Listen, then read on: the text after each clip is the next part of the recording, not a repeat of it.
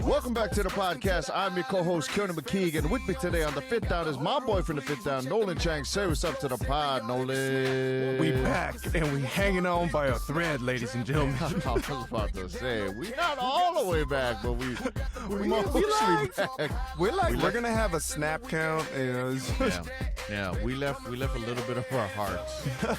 I shaved some years off my life, but you know. I also left a lot of money there, so I was like, boy, oh boy, did the trip hit the wallet pretty hard. But anyway, we are here to talk about some NFL fantasy football, and we're here to break down this last weekend's draft because we had a lot of stuff go down during that draft. Some good things, some bad things. I'm sure there'll be some highlights and lowlights for you as well. But we're here to talk about that draft, break it down, and give these guys each a draft grade as we did last year. We're going to start from the bottom, go up to the top. But anyway, before we do any of that, we have to give a shout out to our partners over at W Energy. Fantastic tasting energy. All of the energy you need to get through your day. You head on over to W.GG or use the W Energy app and our promo code, which is Poi and Soy. That's POINSOY for 10% off your order. Nolan, are you ready to rank these boys who we had an amazing trip with? But some of them, you know, we're going to have to disappoint right now. I say everything I say today with love, ladies and gentlemen. With absolute love, because we had a blast of a trip. And I will say it was also my bachelor party, so shout out to the boys because that was a hell of a trip. You guys will be seeing that video next week. And if you fully see it, uncensored. No, I'm just kidding. I'm just kidding. Oh my God! I know, just like, oh, yeah, put some clothes on. But anyway, let's break it down. Let's start off with number 12 of this group, and you know we gotta do it. We gotta start at the bottom and then build our way back up to the top. I'm so curious because we have not, you know, consulted with each other on these. Obviously, like even how we formatted it was a little bit different because last year we started with the lowest grades, but this year I threw a little bit of a curveball at Nolan, so we're going to start off with that number 12 spot, and I am so curious to hear your thoughts on who you believe to be your whatever grade you gave them. So I will preface this, ladies and gentlemen. My grading system will be a little bit different than Keone's. I gave them a specific letter grade from A to F, including the plus minus, which equals out to a perfect 12. So it will be going. And I told him that 3 hours ago he could change it, but he was like, "I'm locked into these grades. They deserve it." Because I give you the unfiltered truth. Scan. But yeah, we're gonna start with number 12. Who you got? My number 12. Who is taking, in the context of my grading, the F grade. It will be the 9th pick in our draft.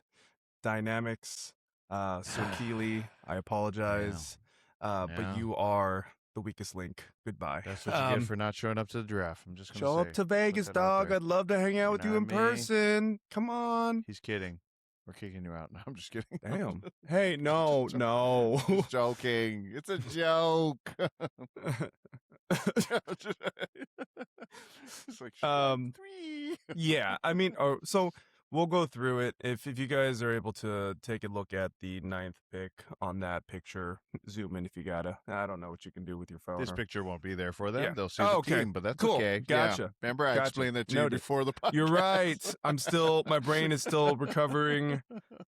Look, the one thing I will give his team is I like his 2 QBs. Obviously, we're in a super flex. I like his 2 QBs. I didn't necessarily like where Matthew Stafford was taken in the draft, but having Jaden Daniels and Matthew Stafford is a great pairing for a super flex league. Also having Drake London, who hopefully will be working out of the slot this year with a new quarterback potentially in week 1.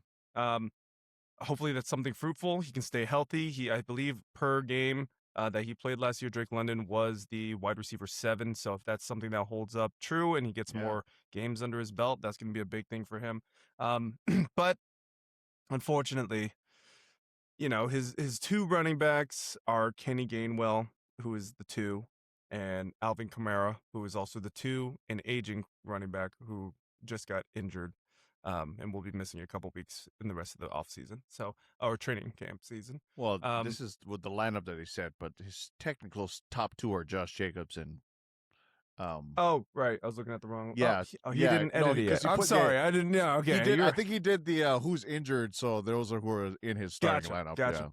Also, Yeah, Josh Jacobs. We don't know if there's an impending yeah, suspension, but no, yeah, um, exactly but that. on a pure fantasy basis, Josh Jacobs is a solid pick. Um, Yeah, going off of that, he also has T. Higgins, great pick. You know, I think that it was probably something that he was forced to take at that round. I think it was what that was the 6th round. I mean, that's a good pick at 6th round. Um, yeah, but then you that's have a really Khalil good pick at the Shakir, 6th round. Yeah, Michael hmm Pittman, who we have to wait and see how that's going to work with Aaron Rodgers this season. Jameson Williams, yeah. who we have been kind of negative on this pod. Um, No, I we have been very negative on it. yeah. We're gonna see how uh, that one has to play out, and then of yeah, course, no, uh, Kyle Monangai, Kirk Cousins, Dallas Goddard as his main tight end, or Harold Fandon technically could be his main tight end. yeah, Those are his 2 tight ends, ladies and gentlemen. That's what we're going with. So yeah, that is my number 12 F grade. yeah. Yeah. Unfortunately, I have to agree with my number 12 pick. It was also dynamics. This one really came down to a multitude of things, but I did give, well, I'll say the grade at the end, actually. I did say that Stafford in the first, followed by Pittman, wasn't a great way to start. I think we can all agree on that. Those two guys probably could have got them a couple rounds later, especially when you consider who was available when he could have gotten them. You know what I mean, and Mm-hmm. who he could have gotten instead. It does feel like he was a little saved by the 3rd and 4th round values that fell with Drake London. I don't know how he fell to the 3rd, and then Josh Jacobs also falling into the 4th. Mm-hmm. Really, it just kind of left him in this sort of weird running back purgatory, the way his Yeah. draft ended up ultimately falling. But that makes it way worse when you consider that he probably could have had Jonathan Taylor and Caleb Williams with his first 2 picks, which would have been a much stronger start, in my opinion. And that honestly could have, especially if Drake London had actually fallen still, Drake London on top of that, like that would have been a fantastic, group of 3 to start with Caleb, Jonathan Taylor, and Yeah. Drake London. But unfortunately, that didn't work out. I agree with you. The 2 quarterbacks that he got, fantastic. He ended up getting a 3rd one, which I also really like to start the year, at least with Kirk Cousins Yep. being, the starting quarterback for Las Vegas. It's just the totality of the teams, and then when I'm comparing them to some of the other teams, that depth in and of itself was like the biggest issue for me, especially with the running backs. Kyle Monangai just got injured, and I believe that happened before the draft, so that even more so was something to keep in consideration with that draft pick. And then of course Josh Jacobs is your number 1. Kenny Gainwell in a weird.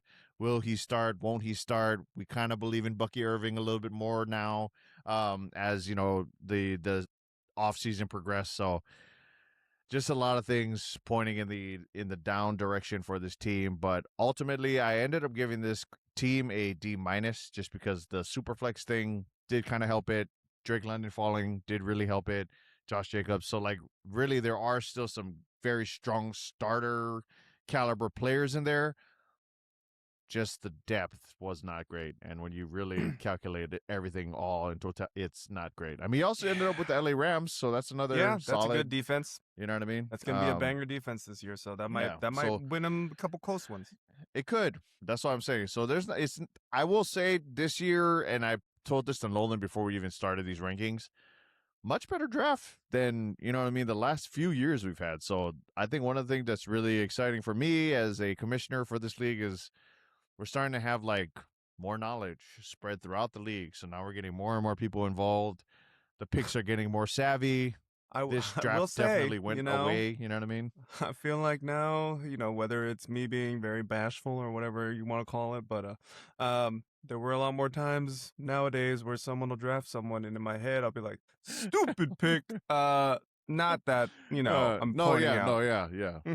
You should have said it. Honestly, at this point, I feel like the group. I mean, we've been to this trip 4 years in a row. Like, I don't You're think it's, right. You're right. you know Just what I wait mean. till We're we get only to getting your thing, closer. Cody. It's pretty much the same core 7, and then you know what I mean. Then there's like 1/8, one random guy or whatever. So I was like, honestly, this is like I think the group is close enough at this point. But anyway, I think that's enough talking about dynamics. We're gonna move on to our number 11 picks, and your number 11 is. My number 11, also the D minus of my rankings. Um, this is where I'm worried where our lists are going to kind of differ now. Um, I went with Dom. As my number 11. Uh, Main reason why, I liked his first pick. He took Puka as his with the 101.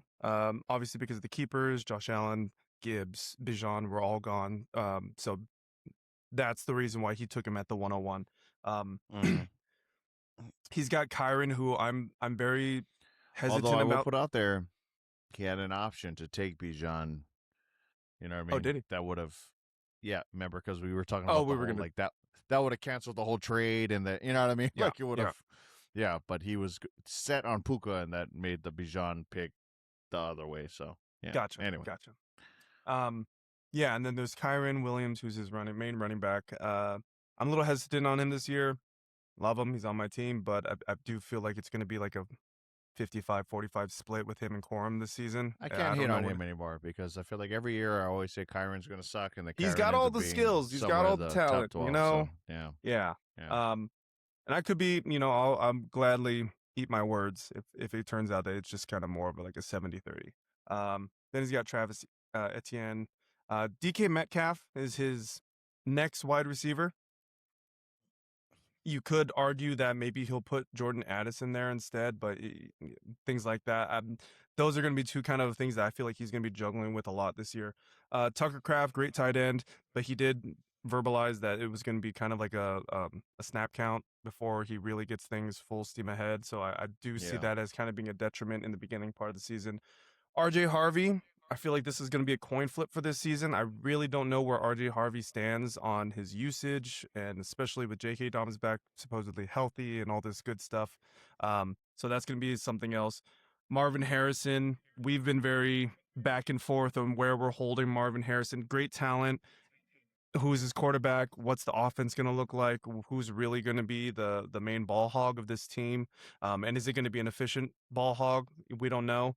And then Patrick Mahomes as his second QB, and he doesn't have a third, so like he's locked in right now with Patrick Mahomes as his second QB, and Mm-hmm. that's another situation where we don't know what's about to happen.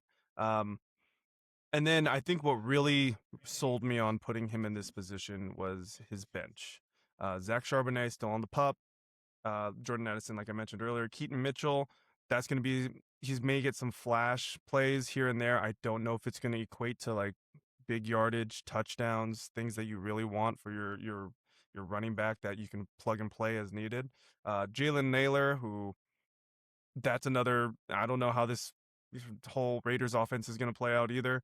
And then T.J. Hawkinson, who's kind of old faithful. He can definitely move around him with Kraft and see how that goes. But just from the eye test of what I see on his roster, it just doesn't seem like a team that I think will be contending.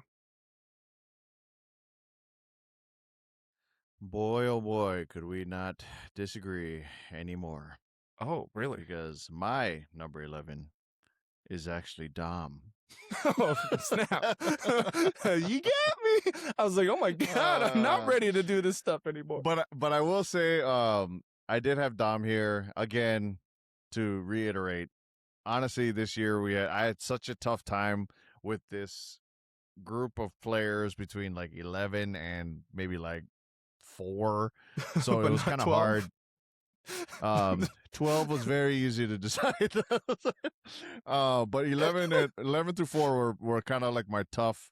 I had to like really go in there and nitpick little things that I didn't like. Now that you mentioned that, I would not be surprised if like midway through season, there's like everyone's half a game away from each other in that 4-11. Yeah, exactly. This is going to be a very competitive year. As I looked through the teams, I was like, wow, everybody actually drafted pretty damn well. So, for Dom here, honestly, it just came down to like that initial passing on Bijan for Puka.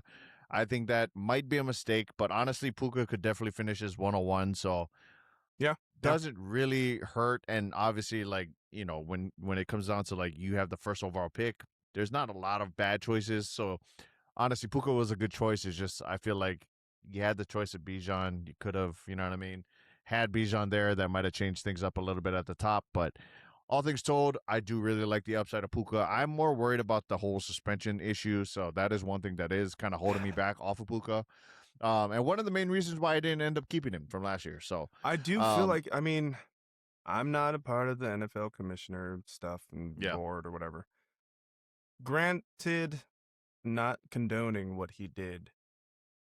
If you're given like domestic violence and DUIs and drug possession 6 games, like I don't see this more than 2 to 3. If you give him any more than 2 to 3 games, like maybe just don't speak, brother. I'm just saying. Sounds like you're kind of okay I'm with just it. saying. I know where you're going, but you may want to just. It sounds wrong, I'm for fantasy purposes. Yeah, okay. Anyway, I think that Dom has the highest potential of amongst these lower rankings people that I listed to boon, because I do think that guys like Etienne, like Harrison, like Harvey, I think they're all players who have a lot of question marks, but ultimately could end up being really, really strong for him. And they're guys that at first glance you're kind of like, but then when you think about the situations that they're in, Etienne, brand new team, better head coach, all that sort of stuff. Alvin Kamara now injured, could be a real big boon. RJ Harvey showed a lot of flashes, was the starter for a little bit, still could usurp J.K. Dobbins, another one there. Marvin Harrison, they still are trying very hard to get him involved in our offense. So somebody we still have been kind of 50-50 on whether or not we like him one day or don't like him. Mm-hmm. When it comes to Harrison, honestly, my biggest gripe was just where he grabbed him. I think he could have waited another round and got him in the 5th or something, or whatever the next, wraparound for him would have been. I just think that was a little early. Maybe could have got like a neighbors and then paired him up with Harrison. So that was my only issue, just the earliness of when he grabbed him. Agreed with you on the Charbonnet situation and the Mahomes situation. Two guys that are both going to have to be coming back from injury. Even with Mahomes, if you watch, he has pretty limited mobility. He doesn't look like the same sort of quick Mahomes guy that we're used to. DK, question mark. We'll see. Different offense, so hopefully it's better. And then I think I was kind of on the opposite of you with the last few guys that he ended up drafting. I think he did end up with some higher notes. I thought Jalen Naylor was a guy that I was going to keep an eye on because there's been a lot of stuff out of him from camp and the Raiders situation, and seemingly he's been the guy that's been standing out the most. I also really liked him in Minnesota, so that was a guy that I really He would just randomly get a tutty out of nowhere and just exactly. like, all right. Yeah. He's somebody who I think could definitely take a step forward. Hawkinson was another guy that I was eyeing in sort of the late rounds, so I thought about grabbing him as like a second tight end, which ultimately didn't end up happening for me. And then Keaton Mitchell, I saw as a really good sneaky handcuff player, just because there's a lot of stuff coming out from the Mike McDanielses of the world where this might be a committee thing. Keaton Mitchell has a difference to his game than Omarion Hampton, and Omarion Hampton has a difference to him than Kimani Vidal. So they all contribute different things. Keaton Mitchell, to me, is probably the fastest and most twitchy of the three. So that's where I was kind of like, he's been a reliable back when he was with Ravens, so I don't doubt you. And if Mike McDaniel sees something different, you know what I mean? Who knows how that offense ends up going? But ultimately, I thought he ended on a good note. It was just sort of the beginning parts. There was some values I feel like maybe could have waited on a little bit, but ultimately it wasn't a bad draft. So I ended up giving him a C-, still passing for me. And that's pick 11. So that should tell you how much higher the rest of the group is. So let's move on to our 10th spot and the player that we put here because, we got 10 more friends to break apart. Nolan, who do you have here at pick 10? Okay. At pick 10, I said pick 10. Ranking 10, whatever. At pick 10, I have you, Sir Keone McKeague. Yep. And this is where we divulge. You got a solid top heavy team. I love Drake May, Ashton, Brees. I think AJ's gonna have a turnaround year. I love Lad. Um, then the only thing that really kind of worries me is Juwan Johnson. I think he's a good tight end. I have no issue with him. But then when you get to Quinshawn, he's a good running back on a bad offense. An offense that really hasn't figured itself out yet in training camp. I just worry that the production from that standpoint, not that he's not a good running back, is going to be more difficult to keep them on the field instead of 3 and out. Um, moving on to that, Tony Pollard, safe floor guy, you know, solid running Yeah. back. Um, I don't know how much he's going to take off. I did like that you took Nick Singleton as kind of like the handcuff for that, which is a Yeah. good situation to have. Mhm. And then Roma Dunze, obviously, because QB wise, you have Fernando, and then that's kind of where it stops. Um, Yeah. so you're kind of hoping, wishing maybe to find something on free agency. I'm assuming you're already kind of scrolling to see who could probably be that guy. I'm actually not. Really? Yeah. Oh, okay. I was okay with grabbing guys I felt like were better values than At their price just point. grabbing 29th best quarterback just Yeah, because I need no, that's fair. 29th That's best fair. quarterback. Yeah. Yeah. And then BTJ, That was where my head was at. one guy that we still have to figure out what's going to happen with them on a Yeah, very very much so. packed receiver room, packed offense, if we're being completely honest. Makai Lemon, another guy who has to kind of heard good things, whether we believe in injury bugs or not, or consistency in injuries, we'll Oh see. yeah. Fernando, we talked about. We have to kind of see what his playing time will look like, if at all, this season. Oh yeah. Nick Singleton, once again, a rookie who's gonna have to figure something out. Which is, typically that's your draft fashion. Find those rookies that are really gonna kind of break out. It's paid off for you in the past, so I don't think that that's any knock against you. And then Chico Haha, Okonkwo, second place 3 years in a row. exactly. It's a recipe that seems to be working. So almost working. Is it? Almost working. I was like, But yeah, I think that there's just a lot to be. yeah, Chico Conquo is not on my team per the draft. So just FYI. Gotcha. Yeah, that's true. Yeah, Nolan misspoke there. So Yeah. it was Jordan Tyson originally. Yeah. And then he dropped it. Yeah.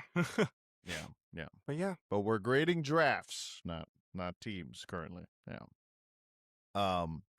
Yeah, I at number 10 I went completely different direction and went with somebody that is probably going to be a surprise because I didn't think I was going to put this person here. I really didn't feel like,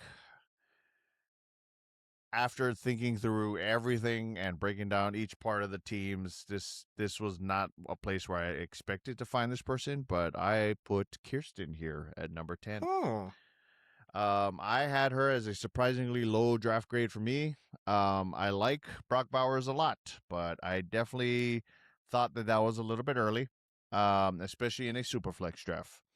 Had it been a regular draft, a half PPR draft, you know what I mean? That would have been a different story. But I think that was a little early to go Brock Bowers. And then, especially when I consider how the draft ended up falling for somebody else later on down the road. But yeah, ultimately, I felt like there was no real proven fantasy commodities in her wide receiver room. Zay, volume upside, but has yet to put it together. Just got this huge contract. We'll see.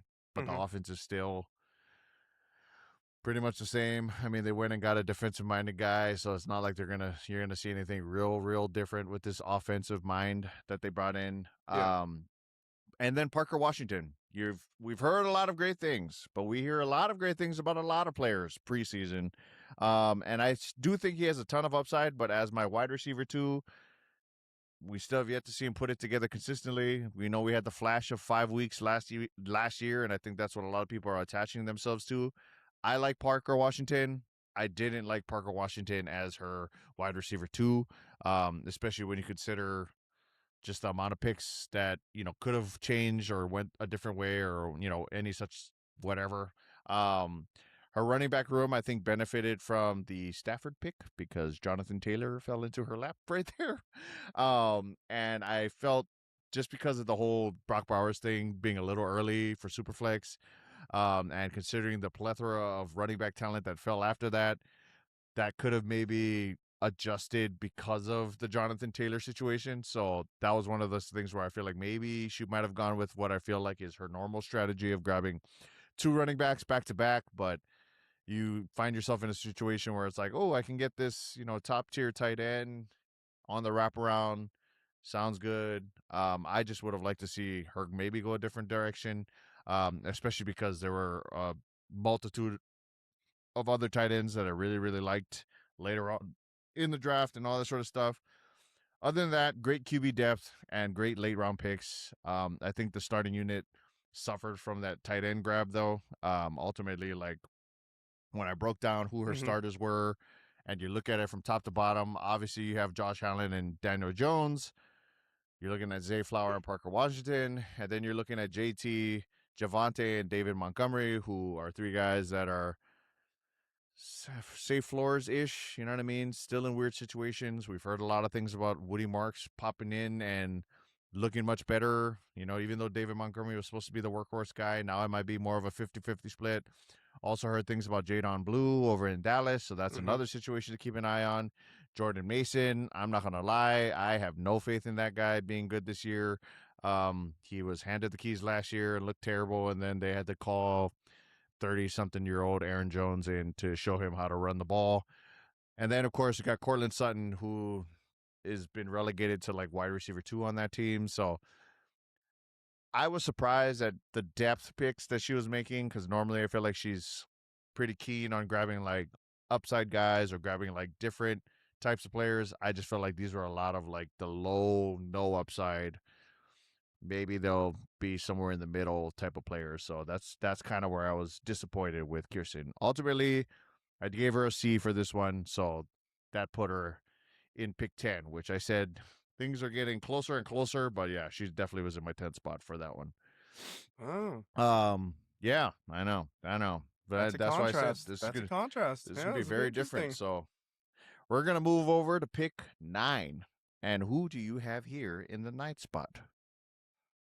I may eat my words after week 1 because that's who I'm matched up with. But in the ninth spot, I have Mr. Tiggles, Matt Casbon himself, the legend.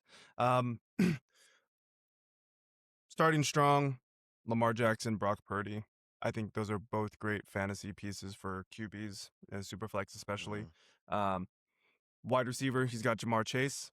Um, and that's kind of where I also like Casey Concepcion. I like that as like the deep pick because I do think that Concepcion is going to have like a good breakout season as a rookie, mm. depending on how the QB whatever situation works. But I'm hoping that's the bright spot from the Browns that I'm looking at.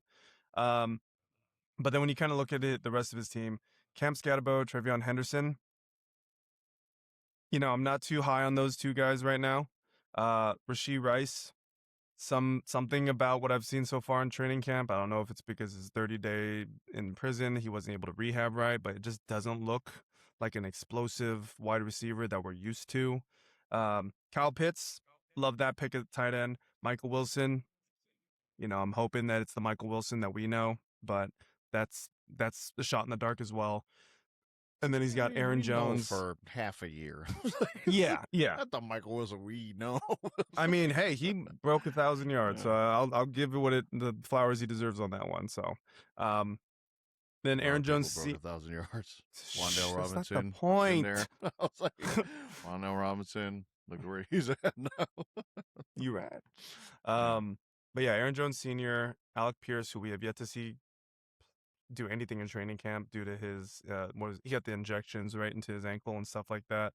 Um, Travis Kelsey, that'll be a nice kind of plug and play as needed. Tank Bigsby, good handcuff for Saquon as needed, and then Isaiah Pacheco, who you know I hope they carve out a role for him. I really have no idea. But of course, also got the Texans defense, so that'll be another high note to end on. But um, I just don't know if week in and week out these guys are going to be consistent enough to give him or to help him string together a ton of wins. Yeah. Unfortunately, I also put Matt, aka Mr. Tiggles, in the same spot here at number 9. Um, I said that he did have a very solid team, which I do believe. I think he has two of the highest upside QBs in the entire draft because those are two QBs that I was fully bought in on. Brock Purdy specifically, I thought could still have an MVP season this year. Lamar Jackson could return to MVP form. Obviously, you start off the draft with your number two pick being Jamar Chase, which is a fantastic value. But yes, again, this is kind of where we were in agreement where the twos have just a little bit too many question marks for my liking. Rashee Rice and Trevion specifically, and that made the starting unit suffer a little bit. So Mhm. ultimately, those picks could, I mean, they could definitely pan out. Rashee Rice looked like a number one heading into, his time last year. And then, of course, all this stuff with the offseason and injuries and everything else in between. But as it stands right now, doesn't look great. Patrick Mahomes is injured. Patrick Mahomes has also apparently found another player on his team that he is taking a liking to. So there's just a lot of things Keep that are your working eye against him. out, And then ladies and gentlemen. Trevion is already headed for a almost guaranteed 60-40 split, and he is not the 60. So, yeah, things are looking down for Trevion Henderson, even though obviously a tremendously talented running back and somebody who could seriously pop for Matt, especially in those random peak weeks when he runs for like a 60-yard touchdown. So, Yeah. ultimately, though, it came down to a plethora of other picks that he could have maybe grabbed or reached for a little bit later. I mean, I look at his draft and I'm looking at like where those two guys specifically were taken. Could have Mhm. had Jeremiah Love and Garrett Wilson, for instance, in those two picks. Yeah. I think that would have made that unit a lot stronger because you would have had Lamar, Jamar, Garrett Wilson, Jeremiah Love, and Scattaboo, and then you still would have had Pitts. You know what I mean? He would have had, yeah. I mean, I think he had a strong starting unit everywhere else. I mean, his tight end, his defense, his kicker, all per his draft strategy, went pretty early on grabbing them and found some really, really good ones. Really liked a lot of the depth picks too, because Bigsby to me, it was a steal as somebody that I was targeting just because he is one of the most elite handcuffs with Saquon. Yep. Pierce, I thought once he becomes back healthy, I already saw what he could do last year. Another great pick, another guy who could actually be maybe his wide receiver too if that Rasheed Rice situation doesn't work out for him. Michael Wilson, we already have talked about him, but again, what's going to happen with that quarterback situation? And then Concepcion, I mean, that was an absolute steal. Somebody that we had very high on our draft boards from a Do you upside think he picked standpoint. him And then because we talked about him so much on the pod? maybe that's why you got to listen, folks. On top of that, I also think that Isaiah Pacheco ended up being a sneaky handcuff pick with his last pick. Obviously, he wasn't super familiar with the rookies, which is why I kind of curved his grade in that sense because I think had he known a little bit more about some of the guys that were around or whatever, he might have been able to like really look at those names. But I think he would with names that were like more familiar and comfortable with him. And then on top of that, I just feel like there's a chance, man. We never know. There's always one of these top guys. Something bad happens. You're gonna want an Isaiah Pacheco on your team. I'm just saying. You know what I Yeah. mean? So somebody is going to hit the lotto with one of those handcuffs, and maybe Matt is the one. So Yeah. ultimately, I gave him a B minus for his draft grade, and he's sitting here at number 9. So again, if you're hearing the draft grades, it's only going up from here. Let's move on to number 8. Who is at your number 8 spot, Nolan? For number 8, I put myself. Um, I definitely went wide receiver heavy, but looking at my team, I definitely not very pleased with the depth of my running back room. I'm Mm-hmm. putting a lot of the chips on the table for Bucky to stay healthy this season. Jadarian Price to come out swinging. I mean, I took him because I was hoping that he's going to get the not wide running back one workload. Um, and then of course we got Rashad White who tweaks his hamstring doing the ice challenge. Um, and as well as Tyler Algier, who I just kind of took as an insurance to see what may happen. I don't Would like to necessarily. say we drafted before the ice challenge thing, Yeah, so you yeah, know what I I'm gonna mean. say that. Yeah, and Yeah, of course I let's got Josh defend that Downs. pick a Oh little yeah, bit. I got Josh Downs. I was the Josh Downs truther for a good minute, so had to stick to my guns. But it's just going to be a matter of how this team performs. I do like the more we go into fantasy, the more I'm looking at like I should be doing more of a running back heavy team if the pick and the position allows for it.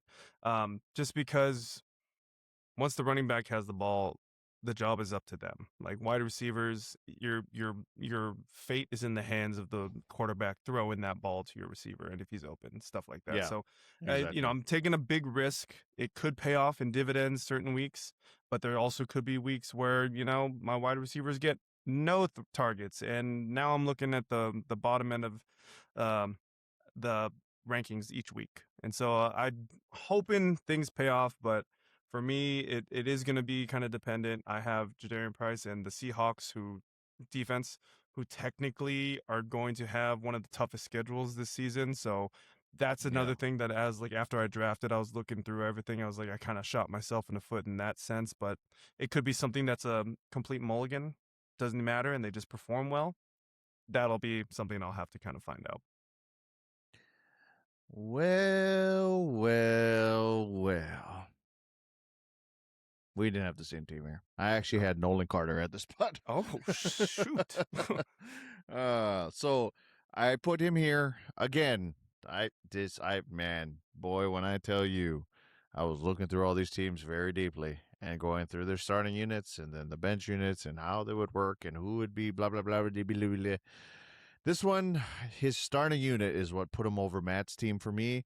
Here at number 8, I felt the unit had a more solid floor. I felt he had a strong QB room with Burrow, Goff, and Darnold, led by a very strong and intriguing QB running back stack of Joe Burrow and Chase Brown. I thought he had some value grabs in Nico in the fourth, with Waddle right after that. And I think he also had one of the more intriguing picks of the draft in Baishal Tutin, who is my big breakout candidate from the running back position this year. So that's somebody that I was very keen on grabbing if he did fall to me. Upside floor plays, all on his bench. I thought that plus a very savvy starting unit of value players that made his draft. I mean, they just kept falling to him. You know what I mean? So I don't think he overthought a lot of the picks, and he ultimately ended up with a very, very strong unit. Where he lost me was kind of right in that middle spot when you're going past down some of his more depth pieces. The Jacoby Myers is, the with the Woody Markses, the Hunter Henrys, the Jawan Jennings. Not bad guys to have. Not anything that I feel like makes his team worse or terrible or any of that kind of stuff. Just guys that I feel like don't have a lot of upside. And like I said, every single time I draft, it's always a mix of like really solid floor guys, really solid upside guys. The way he drafted felt more just straight, floor guys, as opposed to that just a tiny bit of upside. So Tootin is the guy that is the shining light in the middle there. We'll have to see what happens with Jalen Waddle. I'm so curious to see how that connection with Bo Nix ends up coming out. But we also have heard a lot of things about Carter or Pat Bryant over there. Yeah. Um, in Denver. So just some things that at least for me put a little bit of question marks in there. But I do really like his quarterback group, and I do really like the stack of Burrow and Chase Brown. But we'll see how that pans out for him because I'm not gonna lie, I really thought Burrow was gonna end up falling to Matt over at pick 3, and I thought that was gonna be wow. Look at that starting unit with Joe Burrow and Jamar Chase, but yeah, that did not happen. So yeah, So I also think technically, Mavis. oh yeah, go ahead. Oh, I was gonna say. I also was gonna say Mavis or what is it? Is it Mavis? Mavis? What I is say this? Mevis, but it could be another name Mavis. we'll I was figure like out how to pronounce. sneaky upside for LA Oh yeah. because that's Unless we definitely keep one of scoring those ones. touchdowns and then Just a lot of extra points. So yeah. you know what I mean? Yeah. And for our league, we want field goals. So um yeah. Anyway. Um yeah, it was sort of like a I wanted to believe in his team. I really was gonna put him higher, but it just I don't know, it just fell flat when I really looked at the whole encompassing team. And then there are, of course, a lot of like this could go wrong, that could go wrong. I will say I was slowly fading Trey McBride as well, just because of the possibility of a different quarterback and all that sort of stuff. So we'll see. Ultimately, I gave him a B for his draft, but that's where I have him at pick 8 for us. Gotcha.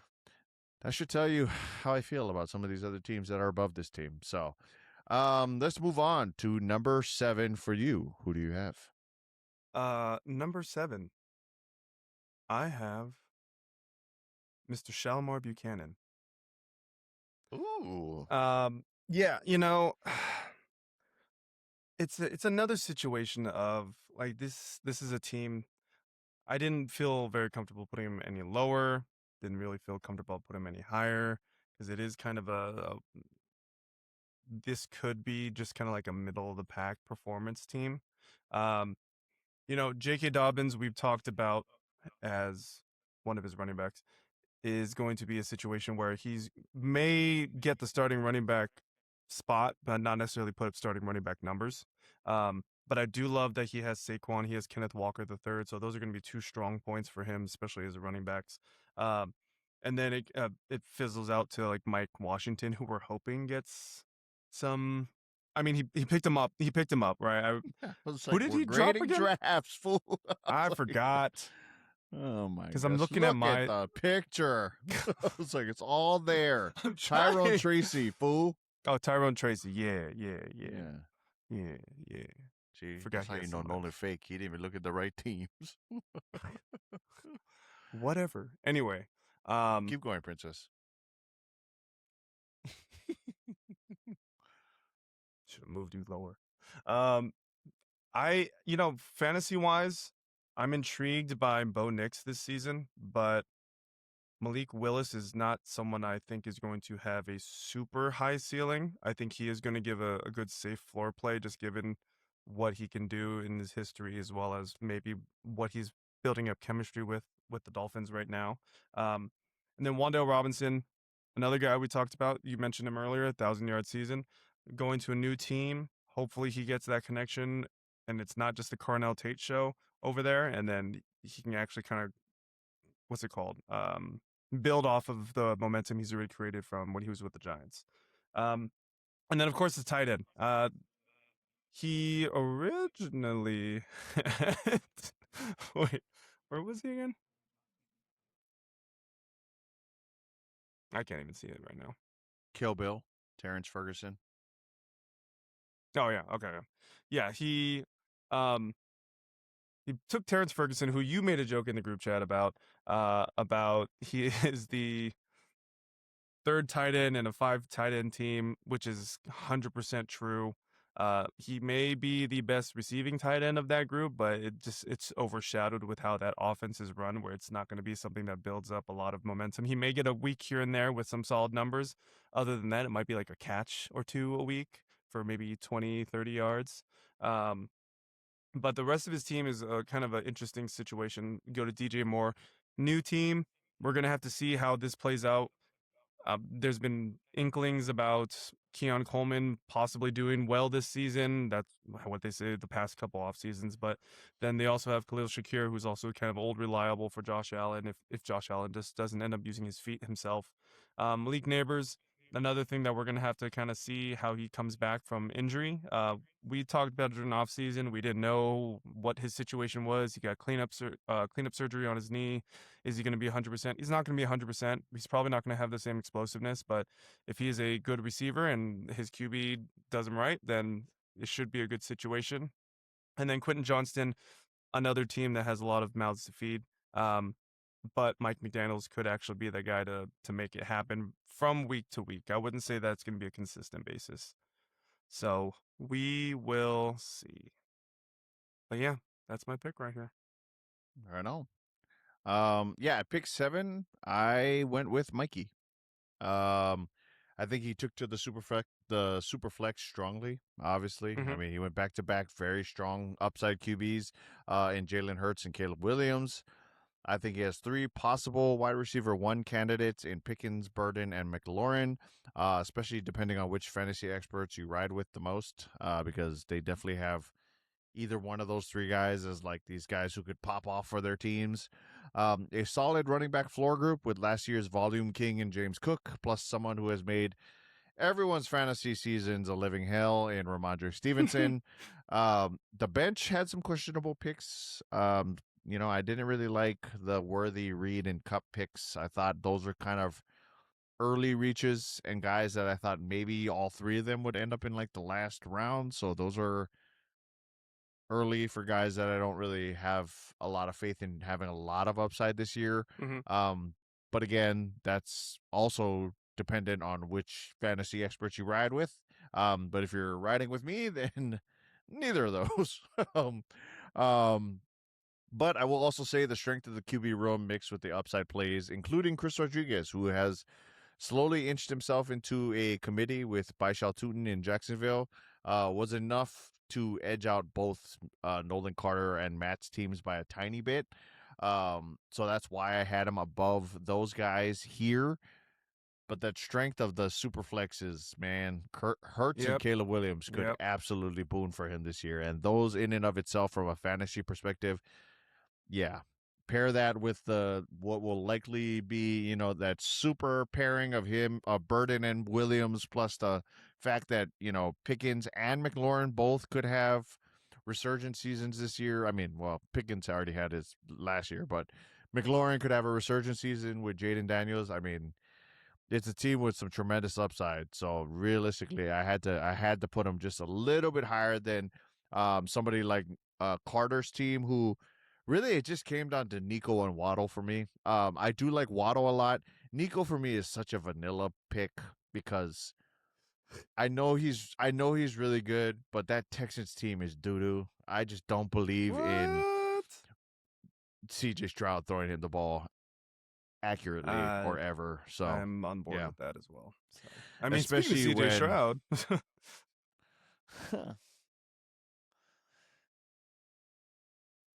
Does he have CJ Stroud? Mikey, right? Yeah. Oh yeah, he's on the team. I didn't realize that. Oh yeah, he's way down there. Silly. Yeah. So anyway, I guess woo, you get the pairing of him and never mind. Nico was the other team. Wrong team. Mm-hmm. Never mind. Mm-hmm. Yep. But yeah, anyway, that's why I had him higher. I do think CJ as a third QB is actually pretty damn good value. Good. If all things considered. So as number 3, great. As 1 or 2, but anyway, let's move up to our number 6 pick. So riding up the middle of the pack, who do you got here for you? Keeping it on Mikey. Mikey is my number 6. Everything you said, Caleb and Hurts are potential big-time week-to-week boons for him. I like the idea of James Cook, but in history's past, he does all the legwork, and then someone else gets the credit at the end, at the goal line. So I don't know how that'll play out. Maybe, hopefully, it's something better for him this year. Ramondre Stevenson, he's like, we want Travion to take over him, but Ramondre somehow keeps his name in the game. And apparently he's had a really good offseason. So so it could be something completely different, but we'll find out. I like the pick of George Pickens. Luther Burden, I am on board that this could be a big breakout season for him. And then his third wide receiver, Terry McLaurin, another guy that I have a lot of faith in as a floor player. Not necessarily someone that is going to go off every single week, but I do think it's a solid floor play. Jake Ferguson, I think that is, stealing your word, a very vanilla tight end pick, especially on that offense where he just kind of has these easy. What? I'm already feeling Mikey because we both use that word. And then you just reiterated it. His name is going to be like Mr. Vanilla on his team. I already know he's going to listen to this, watch this, and then change his team name. No. And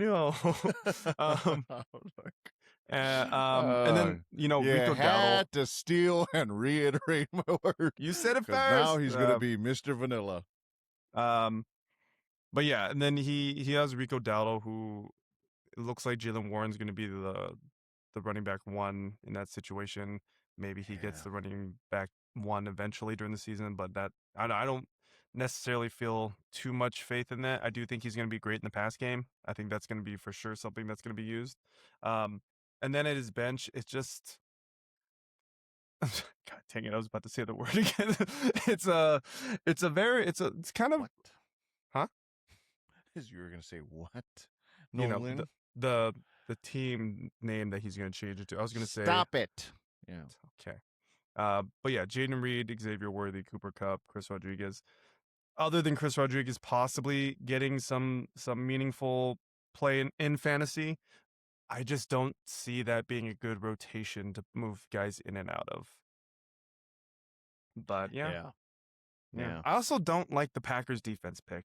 It's just me. I don't I was okay with that one. Michael Okay. Parsons. You know what I mean? When's he coming back though? It's going to be a much improved looking squad once he gets back in there. And Once he gets in I there. feel like altogether that's not a bad unit. Yeah, for my number 6 pick, I actually went with you. For kind of a lot of the reasons that we'll later get into. I was like kind of the opposite of my dad's team, which has yet to be mentioned on my list and your list. I think that's I foreshadowing. thought you had a very strong wide receiver group with Jay Jettas, Olave, Buka, and Watson, making up kind of this insane mix of talent and upside. But I think that running back room was questionable to Kaka. I was like, yeah. I understand the thinking though. 2 guys who could be looking to start sooner rather than later with Rashad White and Tyler Algier. Albeit with sort of like less upside because obviously Algier is not gonna. Even if he does start, he's not gonna be the workhorse guy. Yeah. They drafted Jeremiah Love in the top 5 picks. Like you have to play that guy. Yeah. And then Rashad White on the other side of that. I mean, just got re-injured. The hopefully still shows that kind of chemistry that he's been showing throughout the entire offseason because we're hoping that he'll be the guy who just ultimately usurps Bucky and stays. I mean, not Bucky, excuse me. Bill, and ultimately becomes the number 1 guy over there. And then of course you have the fallen RB1 guy in Bucky, who I think is similar to Brees because it's like if he didn't have the injuries, we might have had him, you know what I mean, ascending this year. He was a top whatever pick last year, so definitely somebody that I would have also bought on the upside for. And then the, of course, very unproven but tremendously talented, Jadarian Price, which I guess ideally, or not ideally, is technically your RB2 at this point. That aside, I thought it was a very good starting unit with the obvious value coming with Jackson at pick 16. I'm glad that you stuck to your guns with Herbert in round 1 to round out that starting unit, which is why I remember I was telling my dad that you were going to pick him, and he was like, there's no way he's going to pick him. And I was like, I'm telling you, he's high on that dude. You know what I mean? Yeah. He said MVP candidate. So I was like, I think that he's going to go with him. So I did like that pick for you because of the way the board fell. And then ultimately, this really just came down to my personal preference for RBs in half PPR formats. Yeah. That put other teams over you for me. Like I liked your wide receiver group. I think they could be really strong. The could be is where we're, you know what I mean? Because obviously where the line is drawn. There's nobody there that I feel like is a guarantee this year, which is scary, especially when you're riding all of your chips on those 4 players. But definitely 4 guys that we both really highly have in, regard. So 2 guys I think that could, or 4 guys that definitely could pop. I'm really hoping at least 1 pops for you because. So let me ask you then. We both said this is the 4 that we thought were going to be really good. That's true. I'm glad I got them. But let me ask you. Got all 4 of them. I collected the Infinity Stones, ladies and gentlemen. But I do have a question, just because we're on my team, and since we're looking at the draft board. I also gave you a B plus. Oh, thank you. Appreciate that. That was my grade. Yeah. Mm-hmm. At the second pick where I took Jefferson, would you have reached for, I don't know, I would even call it reach. Would you have taken Amari Hampton there instead of Justin? I had to go around, sorry. Yeah, I wouldn't have minded Amari Hampton right there. I was like, that was literally me looking at Jared like, hey, I don't know, but like Justin Jefferson's there, and I'm expecting a bounce back season, and I think that's where it kind of sent me on a I path. don't disagree with where your head was at because honestly, the way the draft board fell, I don't blame you for making the picks that you had to make because I did a similar thing later on in my draft. So it was like very much one of those like, well, this guy just keeps falling. How far do I let this guy fall? Jettas was one of those guys that everybody predicted was going to be gone at the first turn, and then he ended up coming all the way back to the second turn. Yeah. So I don't blame you for the pick at all. I do think that he is somebody that could break fantasy in general. You know what I mean? Like he's somebody Yeah. that Yeah. could definitely be a wide receiver one and or player one. So didn't mind it. Omarion Hampton would have been yeah, I might have actually honestly that might have made the balance a little bit better. So I think Yeah. that maybe but then again you could have said that for like Olave and Igbuka. Like you could have taken one of those and maybe changed one of those to like another running back if yeah, but then Yeah. again the running backs were going kind of Yeah. weird. Because Yeah, never like mind. Yeah. Brees Hall was taken what whole 8 picks after Yeah. or Yeah. yeah 10 picks. I don't remember when, but you know. Olave. Oh yeah, like you could have got yeah, it would have been Jacobs, Yeah. Brees. That's why I Yeah. was like, Yeah. it was just kind of like I think Jeremiah. Yeah. I will say when I went into the draft, like I don't even want to say wholeheartedly, but like there was a part of my brain that just said I don't want to take Josh Jacobs, and I don't know what it was. I just didn't No, want to take him. I was with you Yeah. on there. I was with you Okay. on that. So I Yeah. was like that. I don't want to reach for Brees Hall. Like in my head, I was I'm like, not the gonna way lie, this it draft might is have going, if Brees Hall drops back to me on the fourth, oh 100%, I'm yeah. taking Brees. Yeah. But like, I Yeah. was like looking at how everything was playing out. I was like, I can't deny Chris Olave's right there. And then, Well, the uh, irony was, I know we both had like a lot of similar players in mind that were. So it was like it was one of those things where I felt like we were gonna have to reach if we wanted to. You know yeah, what I mean? yeah. And I Grab was like, X where Y is the Z player. value of the reach compared to who's Yeah, there right exactly, now? exactly. Yeah. And then you throw in Jared into the mix, and then just screws them all. Freaking Jared. But yeah, I mean, I still thought you had a really good draft, which is why I gave you a B plus and nothing Thanks, lower than man. that. But Appreciate that. anyway, let's move up to number 5. Who was your number 5 person? I have Nolan Carter. Um, Nice. you know, I wasn't necessarily as low. Maybe that's because I also like I'm a low on him as you were. I Yeah. have a lot of faith in what Waddle's going to bring to this Denver offense. I'm a Nico guy. I've loved his game when he's healthy, how he performs. At least from my understanding, at least kind of going into it, his receptions per game for the last 3 seasons hasn't changed by much of a decimal. So I do think that's going to continue into the season, especially because the wide receiver room is booty cheeks. So I think that's going to be a very specific thing. Booty cheeks. Because they're rumored to try to trade for Keyshawn Booty. Yeah, man. Oh, yeah, that'd be solid. Didn't they just sign 2 more wide receivers as well? Yeah, but those are like Yeah. end of the bench. Yeah. Caca. What are we talking about here? It was like For Zay depth, for Flower. depth. No, not Zay No, Flower. Zay Jones. Zay Jones. Yeah. Yeah, I was like, oh my gosh. Who was the other guy? There was one more. It was another, like one of those names where I was like, oh my God, that guy's still in the league. And then I was like, yeah, I can't remember now. Nah, All I can think was like, man, they should trade for Booty because Collins and Booty together. that actually would have been a great pairing That'd be if a they nasty actually pairing. did it. But they got a crappy quarterback. Never mind. Never mind. Oh no. Don't go there, Booty. Don't do Oh, that it's to Sterling yourself. Shepard. That's who it was. Oh, wow. Sterling Shepard is still in the NFL. Yeah. Wow. Shout out to the boy. He had some crazy plays for the Bucks. the Tampa Bay Bucks. Yeah, I was Yeah. like, had some really good games with him.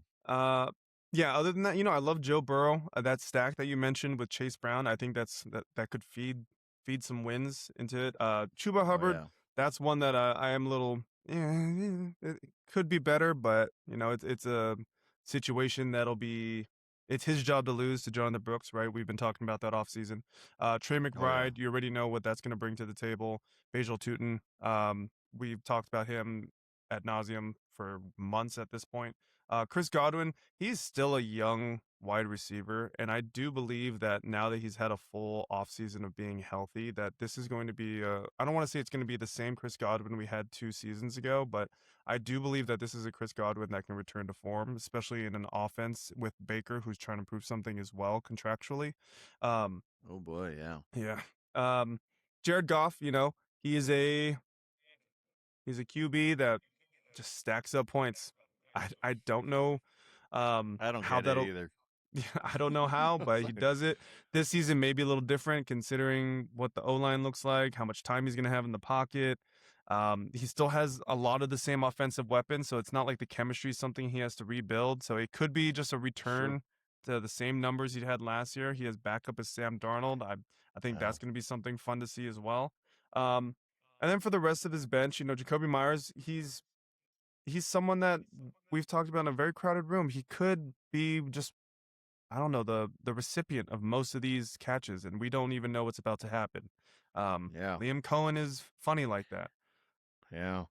Um, but yeah, other than that, the other ones, Woody Marks, wait and see. Hunter Henry, I guess he's a good little filler for bye week, but he's not even gonna need him until week 14. So it's like I don't know how this is all gonna go, but I do have a little more faith in his team as like my ranking for him.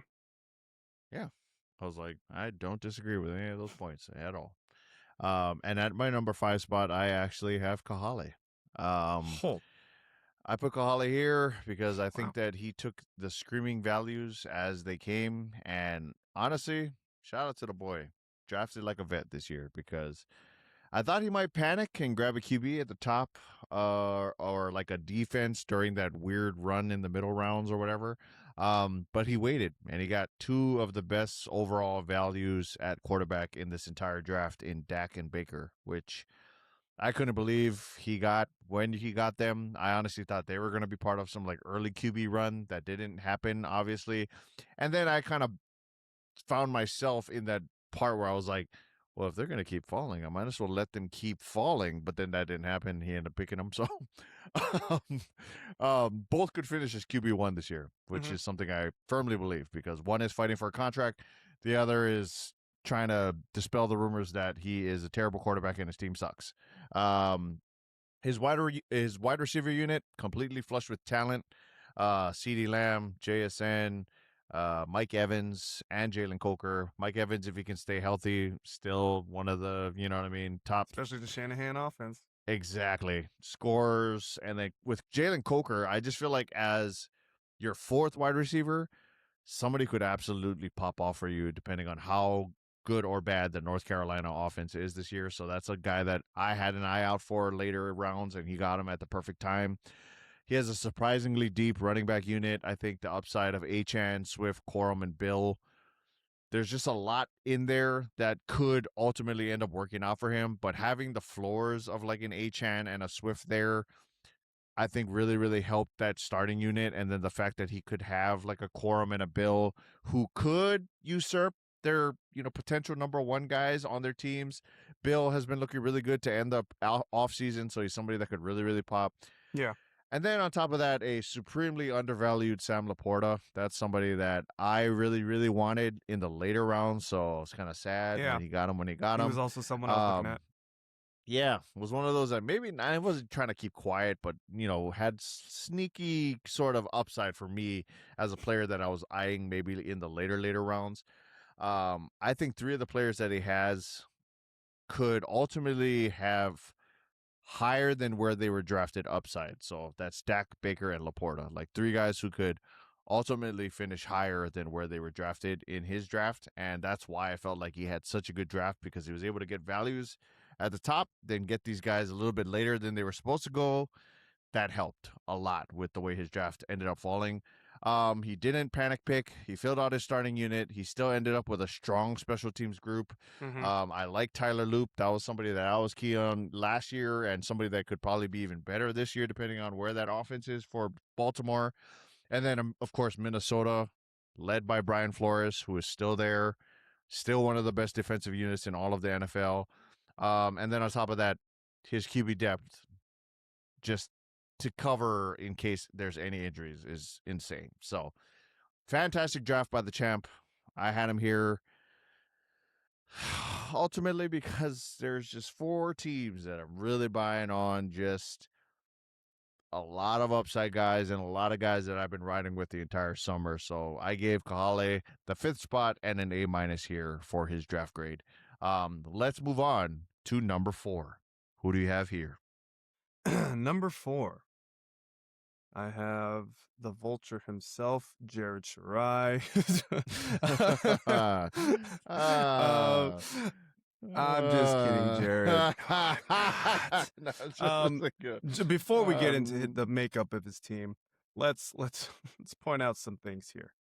Jonathan how'd Brooks, you pull out all those Tyler great Warren, players you Jonathan Brooks, decided Carnell Tate, Brian Robinson. uh, Who was taking Brian Robinson? Um, Jared definitely took to heart what we talked about on this pod.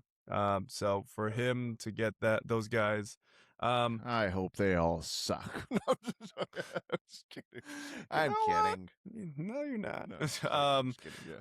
Yeah. Though the one thing I will say is that quarterback wise, I am a little hesitant on. I think that's what kind of kept him down. I mean, he's 4. I mean, it's still pretty dang high. So, Yeah. Yeah. but Tyler Shuck is someone that we've been very high on this offseason that we've talked about a Yeah. lot. He's drafted him multiple times in our mock draft, so I felt that one coming.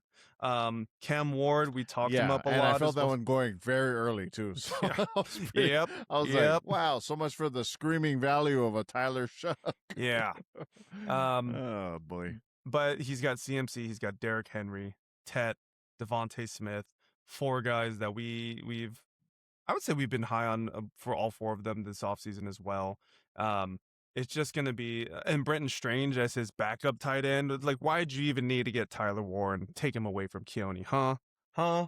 Yeah. I do like the pick of Deebo Samuel as that kind And of. honestly, the Brenton Strange one was like the one where I was like, wow, I guess I'm going to have to wait for my tight end.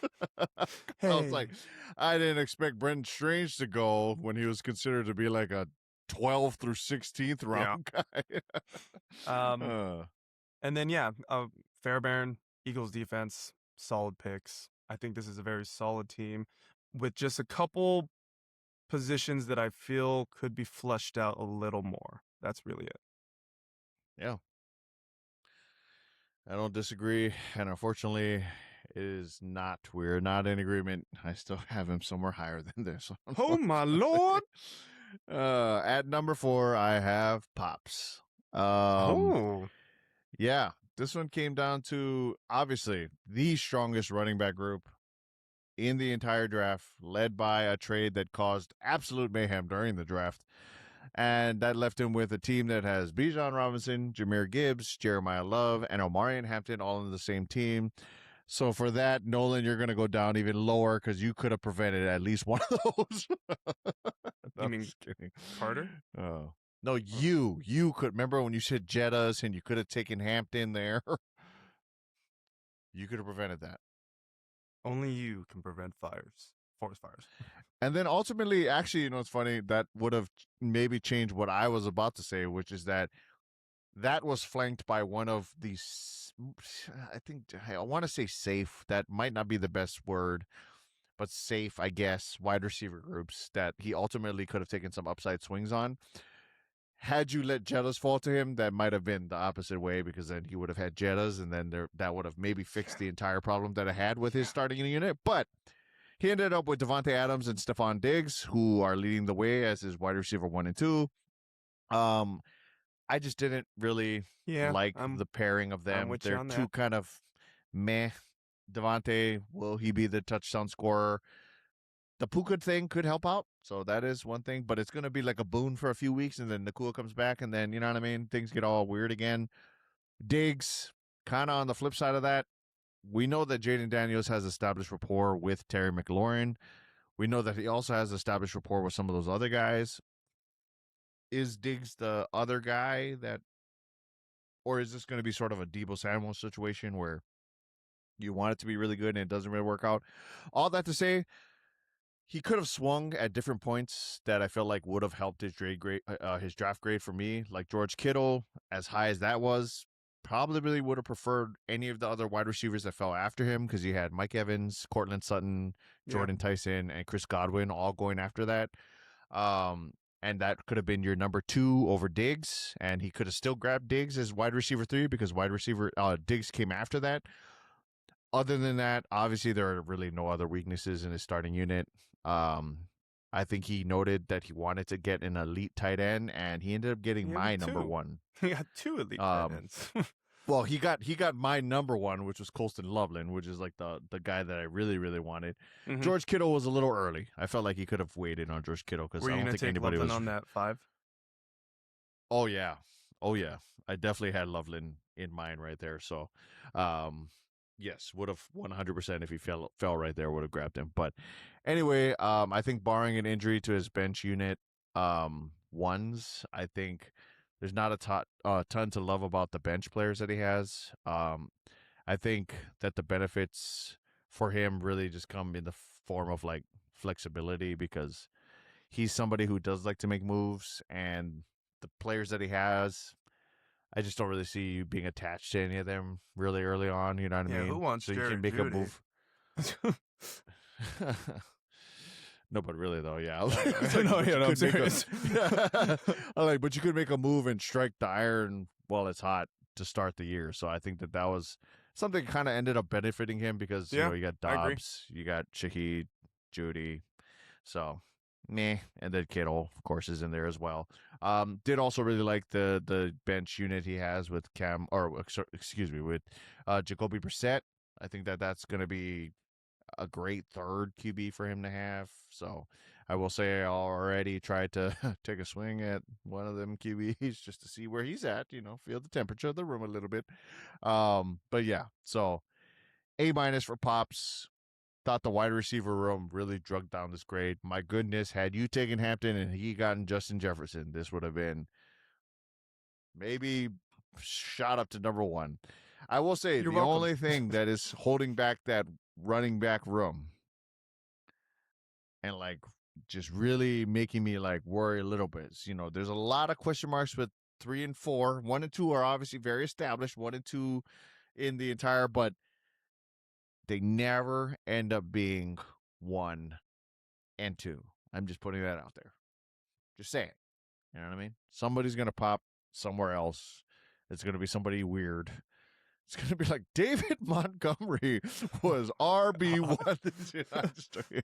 But other than that, Pop's fantastic draft. So can't really complain. And everybody let all these players fall to you. I don't know how. So now to number 3. And this is our top 3 draft grades.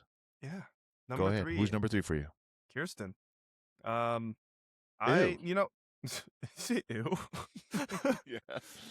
um, all things aside with I guess you could say the wide receiver decisions that you kind of voiced. Um, Mm-hmm. JT and Javante, I think those are solid backs that could probably potentially stick around as top 5 for the season. As long as everything kind of goes according to how they're planning to use them. Brock Bowers, there's no question about what his usage is going to be this year. David Montgomery, I do think that there is going to be kind of a fun exposure for him, hopefully getting what he deserves. Um, Josh Allen, Daniel Jones, solid QBs. Bryce Young, not a bad backup QB to have to kind of flex in as you need. And then I do like the Matthew Golden pick. Matthew Golden was someone that I was considering taking if I didn't already have like the stacked kind of wide receiver room that I did. Oh, Um, yeah. Yeah. yeah. So it was something that I was looking at. I think that this is going to be a bigger year for Zay Flowers. As much as I don't like what he's done the past few years, after getting a contract, and now he's kind of, I don't want to say he's now a veteran, but he's stepping into his own now, and I'm assuming with this new offense they might highlight him a little bit more this season. Parker Washington, I don't care what anyone says. I think that he's going to be the guy this year for the wide receiver room, and I'm hanging my hat on that one. And then Jordan Mason, you're right. They gave him the keys last season, and he crashed the car. We'll see how it kind of plays out this year, but I think that could be something that pays off. The only thing I will say is I don't know how I feel about Mark Andrews. you know, and that's a weird statement. Like of all the things to be like, I don't know how I feel about Mark Andrews. It's just kind of it looks like they're going to be ushering him out soon, and I don't know what he's going to She look like. will have all of the touchdown equity for the Baltimore Ravens. Is that what you think? I'm just saying because the Baltimore Ravens don't score very much, so she's just gonna have There you go. all 6 touchdowns from There you Zay and go. Mark There you Andrews. go. Woo! I'm But just yeah, kidding. I'm being a hater, but I stand by what I said earlier. stand by what I said. Yeah, my number 3 here is gonna be the guy you've probably been waiting on, and it's Mr. Poacher himself, Jared Shirai. But I'm standing on business for my takes from this summer because a lot of my screaming values were taken on Jared's team. Except this year, I think he did play it correctly. Last year, I thought he did take some of my guys, but he Like didn't hella really early. insulate. He didn't really insulate those picks. This year, he did it the way that I would have liked to see him do it last year, Mm-hmm. which is by having strong duos, then following that up with some upside picks. So this year, very strong running back duo in CMC and Derrick Henry. Mm-hmm. Follow that up by a volume based upside wide receiver unit in Devontae Smith and Teteroy McMillan, 2 guys I had really high on my board anyway. A clear upside only QB room, which I think might have sounded crazy, but also ultimately kind of ended up panning out for him because it meant that he could grab the other screaming values when they were happening. So 2 top second-year QBs in Shuck and Ward, but guys that we firmly believed in. But that's good and a bad, you know what I mean? I'm a gambler a little bit because I do believe that having just those 2, you're sort of, riding a lot of that fantasy momentum on those 2, especially with a lot of people believing, Yeah. the injury histories of those 2 older running backs might be an issue later on down the road. All that to say, though, he did end up, fleshing it out with some great sleeper talent in 2 guys that we have been very high on all summer. One guy that I've been particularly very high on this summer, and he went very, very high on Jared's team in Jonathan Brooks and Carnell Tate. And those are going into his flex spot. So I think that ultimately is why I really liked his team because he didn't have to have those guys starting for him. He was able to slide them into those second units. He utilized the 2 unit strat by drafting depth at each of the skill positions. So I thought that was also really helpful. That for somebody who really doesn't like to make a lot of moves, I mean, barring some terrible QB injury, he won't really have to make them. You know what I mean? Hey, why would you put that into the ether? No, I'm just saying that I know. he's a guy who doesn't like to make moves, so he won't really have to if he doesn't have to, or if he doesn't want to. But yeah, there is a noticeable hole in the QB room, obviously for Superflex. But this is where I think a lot of people, especially from me, differentiate. Where it's like people feel like you just need to have 3 startable QBs, and then that ends up shifting players down that shouldn't be falling down. And even when you look at some of the guys who are like still sitting in free agency right now, I'm like, wow, why are these guys sitting in free agency? And it's honestly just because people just really latch on to this. Like, you need to have a quarterback in that one spot instead of grabbing like just the screaming values as they fall. So, yeah, I decided that I just think the lack of quality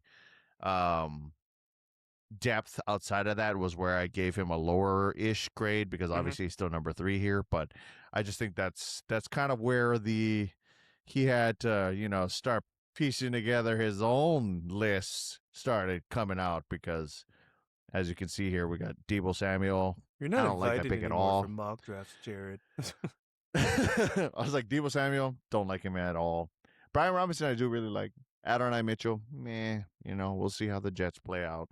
And then Jack Besh, I think because we all saw him at the game, maybe the hype I was think there that's a little exactly bit. what he looked at me right when he's like, "I'm taking Jack Bash." I was like, "You I would?" was like, I know. I was like, he looked good. It was one preseason game, and you know what I mean. The starters kind of weren't really playing that much, but shout out to Jack Bash, who I had a firm belief in last year. So, anyway, let's. Oh, by the way, he got a grade for my draft board.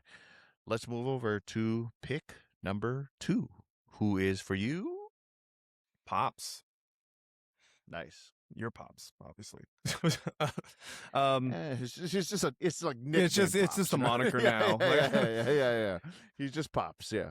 Yeah, I mean, Granted, what you mentioned, he's got the 1 and 2 running back. You could argue he potentially has the 3 or 4 in Omari and Hampton. Um, I like the pickup of Jeremiah Love as well, like a completely full-blooded running When you back room. have the 3-headed Yeah. hydra that he has, Yeah. you can afford Yeah. Jeremiah Love Yeah. as your number 4. Yeah. Like, Um, oh, and absolutely then, insane. his Thanks a lot, QBs, Nolan. I think his QBs are pretty solid floor ones. I feel like I don't know if it's just because I didn't want to put Yeah. him as the number 1 of the league because I, don't know what's going to happen with Kyler. I'm hoping that it looks like MVP caliber Kyler or somewhere close to that. Jordan Love as a previous owner, there's just a lot of weeks where I'm just like, dude, what are you doing? But Can I just say that even if his team had been the one that's showing on like our, normal draft board, yeah, it still would have been an insane team. yeah, Yeah. my goodness. Yeah, Um, goodness. yeah, but I'm with you on the wide receiver room. I think that's also another notch into the reason why I couldn't push him up to 1. Devontae Adams, a lot of red zone equity, but that's kind of where it ends. Stephon Diggs, he showed a lot last season, kind of playing in on a new team. He has to do the whole thing over again this year with Washington. We'll see how that kind of plays out if he is kind of the safety blanket now for Jaden Daniels. Um, I don't think Diggs has necessarily lost too much of a step from last season, so I think this is going to be kind of interesting to see for him. But to hang your hat on those two being your wide receiver 1 and 2, it is a little shaky, and I do think that his running back room, as it stands, can do it, but they're going to have to carry a lot for this team. um, They will. and Yeah. I know, yeah, but I mean, if everything plays out correctly, those are the guys to do it. I was like, they could definitely carry a team. Yeah, and the one thing that I noticed also when I was looking through the teams is like, yes, technically, when George Kittle is ready to play, he'll have 2 premier tight ends. There's nothing stopping him from playing both of them and using one as like a pseudo receiver, kind of in a way. So I think that could play into his benefit as well as this season progresses. That's Um, true.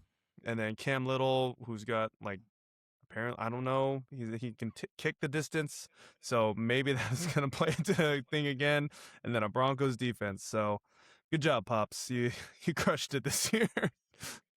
Yeah, that's kind of true. Now I'm looking at it like, damn, like realistically, like, well, nah, I guess in a way he like the only thing that does suck is like he would have to play 2 of his wide receivers. You know what I mean?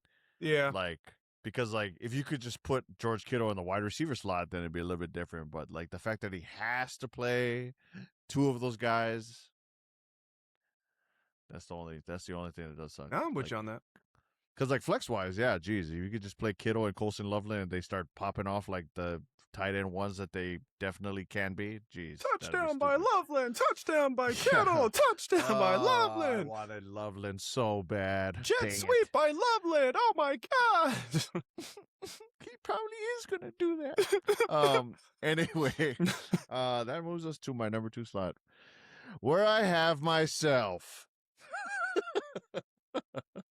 And I will justify that ranking because I think kind of similar to my ranking of Boog, who is right after me. My team doesn't have a real single hole in that starting unit. I think both wide receiver and running backs are insulated with volume-based starters. So I got AJ, Ladd, Genty, and Hall, flanked by a few upside flex plays in Quinshawn, Pollard, Odunze, and BTJ.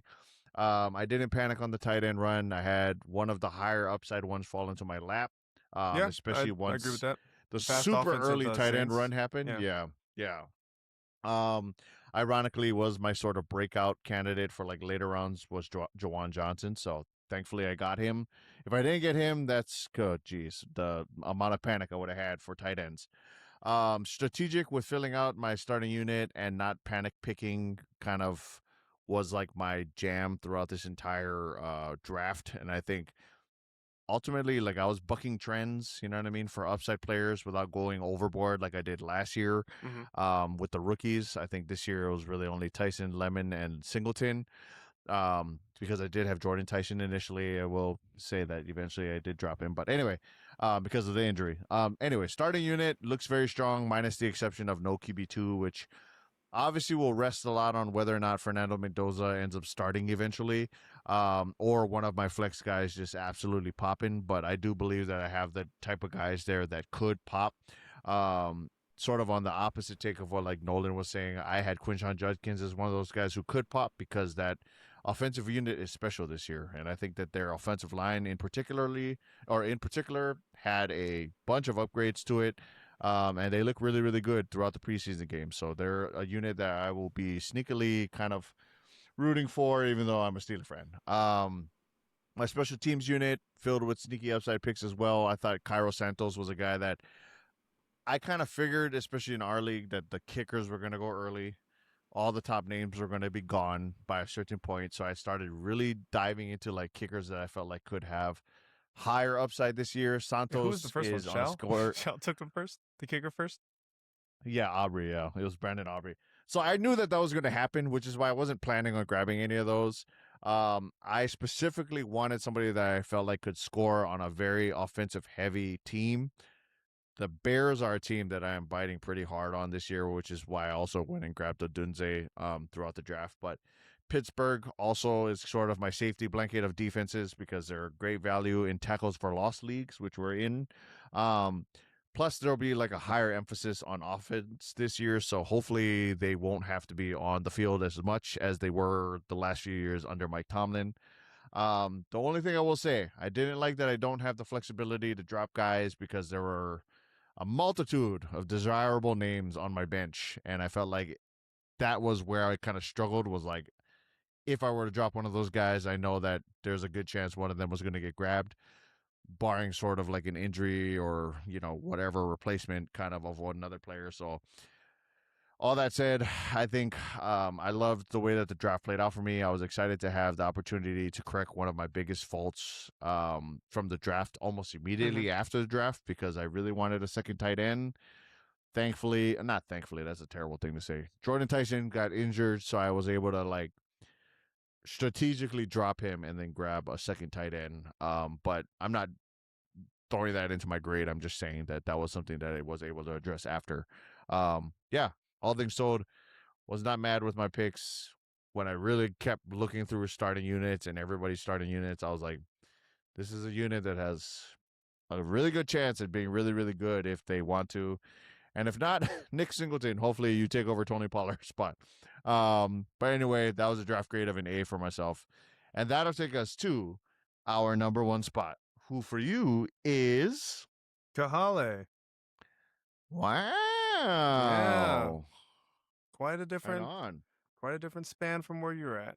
From last year to this year, I think. I don't remember where I had him last year. Did I have him one? No, I think I had Kirsten Shell one No, last year. I'm pretty sure you had him like near the bottom last year. Possibly, yeah. Yeah. That means he's gonna lose this year. That means Keely's gonna win. Just kidding.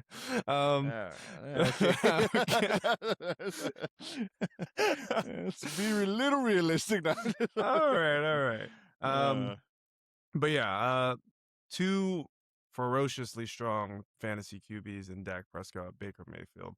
Devon Achane, who's ideally the whole offense of the Dolphins this season. DeAndre Swift, a lot of good things have been coming out of camp about him being the main guy out of that backfield and how they're going to use him. JSN, not CeeDee the Lamb. guy. Yeah, the wrong guy. JSN, CeeDee Lamb. That Dak and CeeDee Lamb stack is going to be kind of pretty dang dangerous this season. Yeah. Sam Laporta, like you mentioned earlier, he is I think a sleeper tight end to kind of return to form. Jalen Warren, Mike Evans, both of those guys are very solid in what they're about to do this season.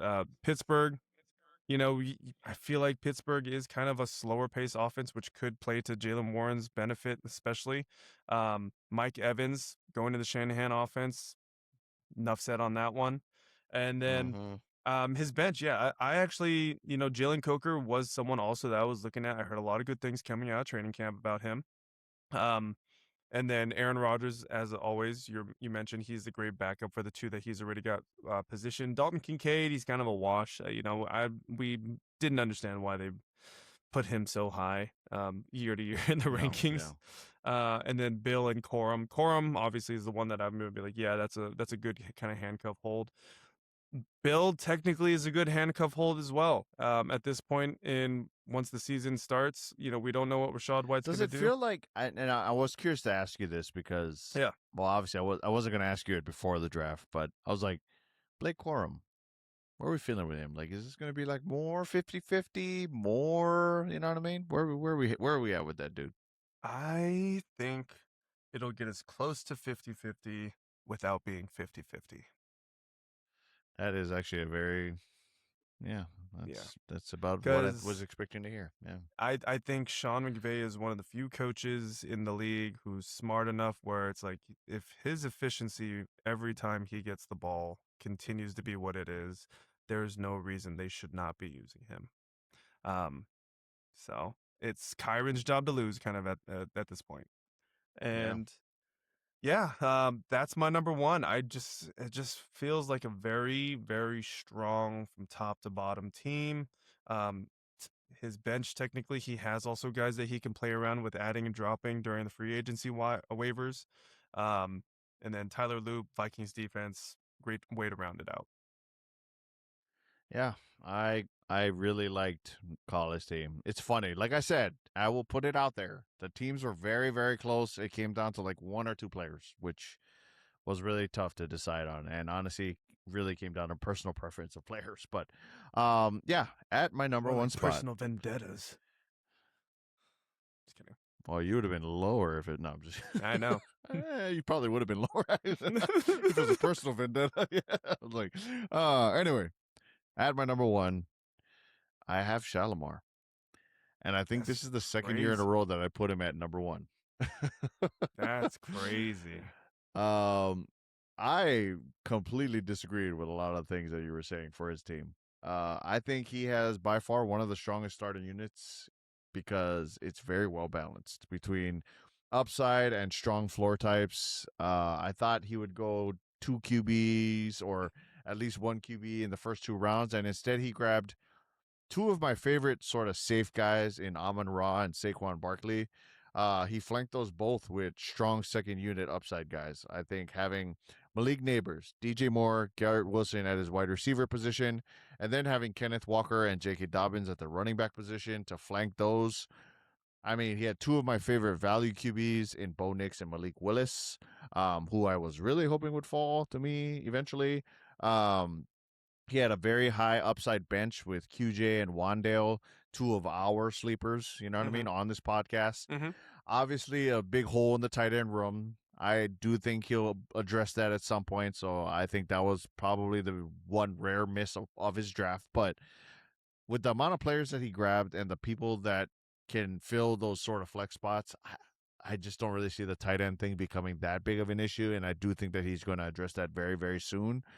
His special teams unit was very solid. I think him getting the best kicker in the NFL in Brandon Aubrey, and Yep. then one of the sneakier upside teams in LA, the Chargers defense, which I have been on this train of like they might be that random defensive unit that pops this year just because their chemistry is insane. They're healthy for once. I mean, they're just a team that could absolutely be one of the best defensive units. Well, minus the, Aaron Donald led, Los Angeles Rams team.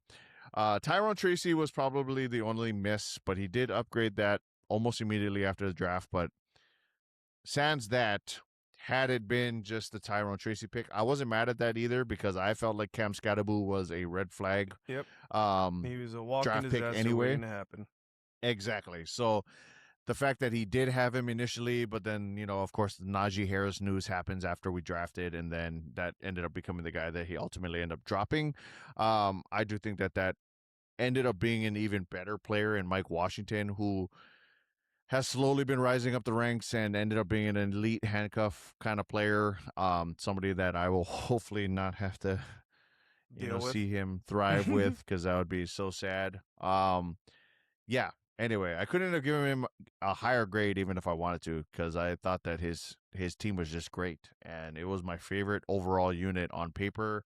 I gave him an A plus. Like, this to me was the way to draft in a superflex without panicking. He didn't have to go after the elites of the elites in the top few rounds. I thought how he drafted around the picks that he had and the team that he needed to have, while also addressing all the positions that you really need for a superflex position or a superflex team. And I didn't even mention Geno Smith. Geno Smith was another, like the third QB on your team, somebody that I was firmly Sleeper. wanting to grab. Yeah, I just think that he had such a good draft, and I was, ironically, he says I stole Jawan Johnson from him, but in that same round, he stole Geno Smith from me because that was who I was going to grab at that pick. So, yeah, just a fantastic draft by Shalimar. I thought, especially for somebody who was drafting in the middle, which I absolutely hate, I thought he had a fantastic draft. So, shout out to Shalimar. That was my favorite unit from all of the teams that were drafted this year. So, anyways, I think that will do it for our breakdown of these teams. And boy, oh boy, do we have a lot to show you coming up on next week's video, because there's some things that happen. No,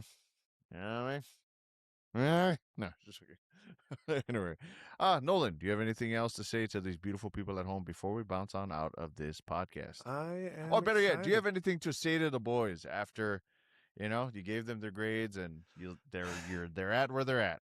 Listen, guys, I got love for you all. It is nothing personal. It was just based off of what, I mean, maybe for Shell, Damn. No, your best band. That's not the point. No, but if anything, these rankings don't necessarily mean how you're going to finish the year, as we saw last season. So don't take it. Boy, yeah. Don't take it to heart. We're not future tellers, fortune tellers, whatever you want to call it. Better yet, it adds more fuel to the fire for next year when we see each other in person once again in whatever destination we're going to. Nolan? Yeah. How vanilla was that, Nolan? But yeah, you know what we should do? Because I don't think he's going to listen to it. You should tell Jared, hey, give me your list before you post this to see where he put everything. Because if not, he's going to listen to it and be like, oh, Kyori did this? All right, yeah, I agree with him. Gotcha, Jared. Keep listening and keep taking my guys. 2 or 3 rounds early. Every single time. Now you're just doing it out of spite. But, if he wins, then I was right. Then we are adding fuel to the fire while you guys should listen to this podcast, ladies and gentlemen. If he beats me, we all win. Know what I mean? We all win. We all win. Shout out to the subscribers. Shout out to the people who have been joining us recently and checking out these videos. Next week's video is going to be a banger, so please go ahead and tune in to that one. Nolan, I think it's time for us to bounce on out of here. So, as always, it's been a pleasure. It's been a joy. From all of us here at Poi and Soy. Vibes and love, everybody. Bang, bang. California to Hawaii. We in it from the West Coast, coasting to the island breeze. Fantasy on the screen, got the whole room pleased. We check the matchups close, every yard, every snap. One back call, casino.